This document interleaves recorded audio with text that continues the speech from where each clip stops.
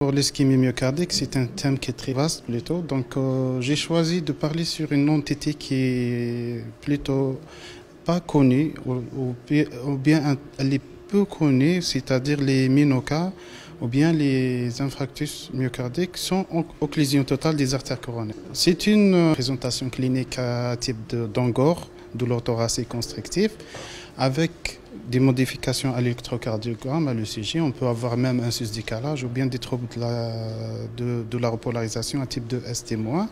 Également, on doit la confirmer par le dosage des troponines qui doit être normalement positif ou avec une cinétique augmentée. Également, on doit éliminer les autres diagnostics différentiels qui rentrent dans le cadre de tableaux d'IDM sans susdécalage qui peuvent élever les troponines. Le diagnostic il est basé sur les critères, comme j'ai dit, surtout le tableau clinique, un tableau de douleur thoracique, les troponines positives avec des signes ECG et on doit faire une coronarographie, c'est-à-dire une angiographie des artères coronaires pour confirmer qu'il n'y a pas une occlusion qui dépasse les 50% de la lumière vasculaire. Et dans ce cas-là, on est obligé de faire la part des choses. On doit toujours faire une IRM après ce diagnostic pour différencier est-ce que c'est une cardiopathie ischémique ou bien autre pathologie comme la myocardite ou bien la cardiopathie de stress ou bien les cardiomyopathies non ischémiques qui peuvent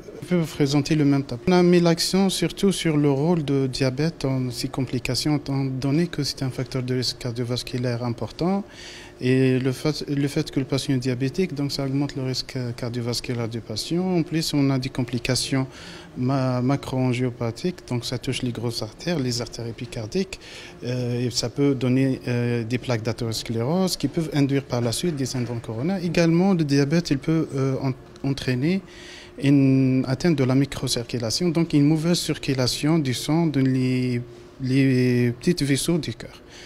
Ça peut donner également des troponines élevées, des signes d'ischémie. On a tous les traitements disponibles. Ces traitements, il est connu depuis longtemps, basé surtout on doit corriger les facteurs.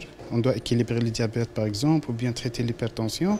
Pour le traitement, on a surtout les IEC, les bêta-bloquants. Le traitement basique de la cardiopathie, le traitement pharmacologique, en plus c'est cas par cas. Donc selon l'étiologie du MINOCA, donc, on doit traiter selon le mécanisme, c'est-à-dire si on a un spasme, on doit éviter les bêta-bloquants. Plutôt dans des inhibiteurs calciques, si on a une dissection coronaire par exemple, on peut préconiser un traitement pharmacologique plus soit un traitement conservateur sans toucher la coronaire ou bien un traitement par stenting.